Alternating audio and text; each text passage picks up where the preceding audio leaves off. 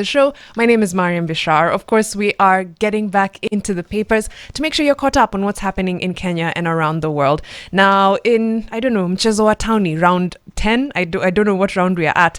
Raila Odinga has now stated that former President Uhuru Kenyatta asked him to reach out to President William Ruto after the countrywide protests. This is very odd considering the fact that President Kenyatta campaigned very aggressively against the now President William Ruto, but the opposition leader said that a phone call from the former president made him and President William Ruto agree on a broad-based government following the countrywide protests that rocked the country. He said Mr. Kenyatta implored him to reach out to the president and talk to him about how to calm the rising tensions following the protests led by the youth.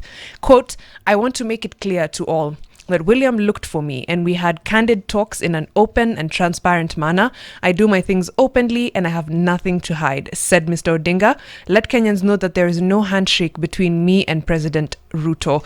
Now, that is very odd given the fact that several high-ranking officials of the Azimio la Umoja coalition did get positions in the cabinet now, including, of course, John Badi, Wycliffe Oparanya, and Hassan Joho. But the fact that he says that President Kenyatta reached out to him to form this broad-based government brings into question a lot of things. He also said that when the country was on fire, the ex-president called me requesting that I look for Dr. Ruto and have a talk with him. Kenya was on the verge of collapse and we could not have another country. We had to salvage the situation.